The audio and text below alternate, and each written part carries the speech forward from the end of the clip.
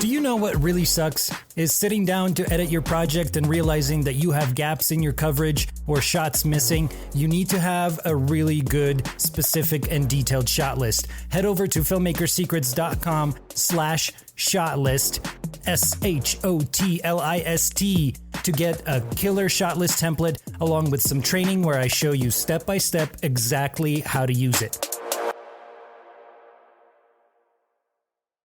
Being able to tell a story through a still photograph was very similar to the way that you have to tell stories as a filmmaker.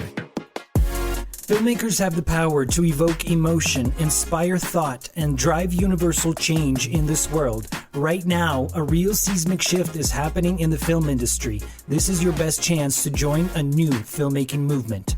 You have been called to create an everlasting impact with your unmatched, deep desire to tell authentic stories. So how does a filmmaker thrive in an environment that is almost intentionally designed to bring you down? That is the question, and this podcast reveals the answer. Welcome to Filmmaker Secrets. What's happening, filmmakers? It's George VK. Welcome to Filmmaker Secrets podcast, episode number 12. This is a solo show, and it's Monday if you are listening to this when it came out. It's Sunday when I'm recording this, and I've been up since 4 a.m. because my wife and I decided to go for a sunrise hike in the beautiful Colorado Rockies, and it was difficult to get up. My wife is amazing. She was able to somehow wake me up. I don't know how she did it because I like to think of myself as a morning person. Maybe I just want to be a morning person, but it's very difficult for me to get up early in the morning. I'm usually, I consider myself sort of a night owl, and I stay up late thinking and scheming and planning. But waking up in the morning is something that I want to get better at because it's almost as if you wake up before the rest of the world. The roads haven't even been built yet. The buildings haven't been put in place. The world is just waking up and being constructed in front of your eyes as the sun comes up over the horizon. We went to a place called St. Mary's Glacier. And it's a beautiful trail leading up to a frozen lake with obscure trees and rock formations and snow and ice, definitely ice. If you are hiking, please be sure to have a good pair of hiking boots and perhaps some spikes on them so that you don't slip because it could be very dangerous. Anyhow, it was a practice of self-discipline and forcing yourself to do something that you planned initially, but really don't want to do in the moment. And I think us as filmmakers need to take advantage of that learning because golden hour is one of the more beautiful and intriguing and absolutely gorgeous times in the day. Golden hour, just after blue hour, just before the sun actually rises over the horizon. And it starts bathing the mountains and the ground with the beautiful golden light. And that's really going to be the time for you to capture the most aesthetically pleasing, beautifully lit with this soft golden light images. And that brings me to the topic that I want to discuss on this solo podcast episode of Filmmaker Secrets today. And that is the importance of photography in your filmmaking. You know, when I was very young, my family and I went on vacation to the United Arab Emirates quite a lot. It was kind of like our Mexico. And when I was about 5 or 6 years old, my mom gifted me this toy when we went on vacation. And it was this large yellow plastic camera toy. It was about as big as my head, and it had a big blue button for the shutter and a nice smiling face on the lens. Every time you push the shutter, it would say, "Smile." And I loved that so much. I took it with me everywhere. And then when we immigrated to the United States, we came straight to Colorado, and I started dabbling in web design, graphic design, I was learning Macromedia Flash back before it was Adobe. And I would make these motion banners for people's websites, and slowly but surely, charging $20, $40 per project, I was able to save up enough to be able to purchase my own digital camera. Ah, what an amazing thing to be able to say, I earned this. This is my passion. This is my thing. And I took that thing with me everywhere. I mean, all the time. I started being known as the guy with the camera, the boy that can take art photos. And I started taking headshots for people that wanted to become actors, and friends that needed some portraits done, and couples that were getting engaged that wanted to get engagement photos. And I was dabbling in all kinds of different styles of photography, landscape, architecture, macro photography, all these different things that I was geeking out on, learning as much as I could.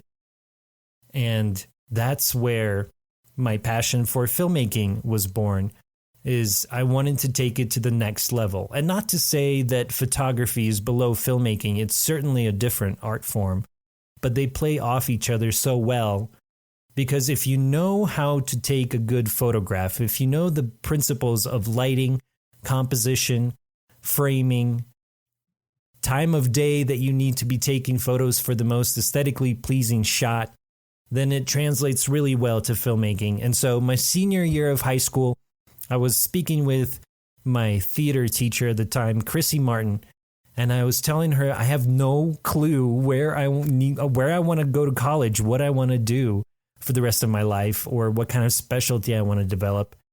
And she had suggested CU Denver.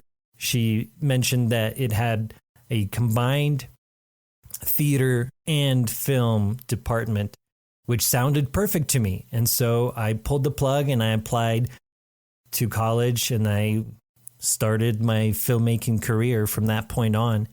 And the photography aspects that I was learning translated so well to filmmaking that it was just such a natural transition. Being able to tell a story through a still photograph was very similar to the way that you have to tell stories as a filmmaker. If you're able to take this one still, one moment, be able to tell a story with that, whether you're doing portraits, landscape, macro photography, whatever else, other segments of photography that there are, and there are hundreds, if not thousands, then you're able to translate that into the 24 frames per second that you're given in filmmaking, or, 30 or 60, whatever frame rate that's your favorite. I prefer 24 because it's obviously the most cinematic, the most filmic look. I believe the human eye sees about 72 frames per second, but the 24 frames per second tends to be the most pleasing to the human eye, which is why that's the case. When you get into 30 frames per second, it obviously starts to look video and a little bit jarring in that sense. And then you get into 48 frames per second and 60 for slow-mo, 120, 1200 frames per second. That just gets convoluted.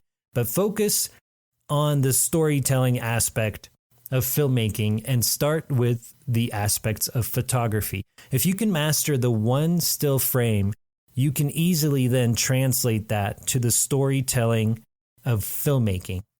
When I was in college, there were two kinds of filmmakers that I noticed, and I resented the one kind, which is the people that really just wanted to run around with a camera and press record and capture whatever was in front of their eyes without taking a second to think about why they want to shoot this film or why they want to tell this story.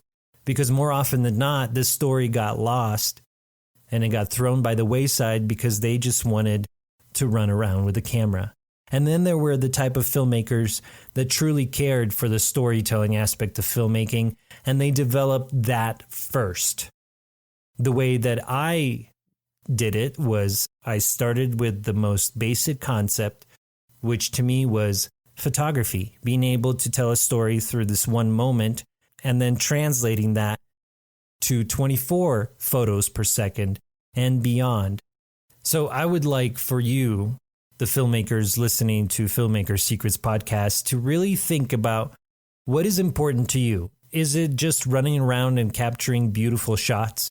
Or do you want to actually move your audience to take action, to have an impact, to do something that matters and tell a meaningful story that's going to be, one, compelling, and two, something that people care and rave about?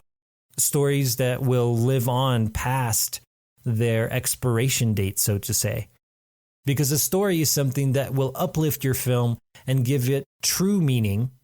It will make your audience care. It will pull them in, make it relatable, and it's going to raise the perceived value of your film if you infuse a really good story. And it doesn't matter if you're working on narrative film, documentaries, commercials, broadcast, or if you're capturing an event. If you infuse a story into it, it's going to make it that much better. It's going to raise the perceived value of your film and make people care and rave about it. So there you have it, filmmakers. I'm hoping that all of that made sense. It's something that I believe in and I think is really important to understand this basic concept of crafting a story through a still frame and then translating that into a motion picture, a moving frame with motion. And when I say motion, I don't mean that there's just motion within the still frame, like you're capturing a person in motion. I mean those 24 frames per second and beyond. I hope that this wasn't too rambly. I'm a little tired since I've been up since 4 a.m., but I really appreciate you listening and sticking through it. Please, if you enjoyed this or got any sort of value from it, go ahead and screenshot your podcast app, post it on social, and tag me in it. I'd love to see your posts. I know that I truly believe in this concept of photography first and filmmaking second. Master the still frame so that you can translate to 24 frames per second. Once again, it's George VK. Thank you so much for listening. I'll catch you on the next one.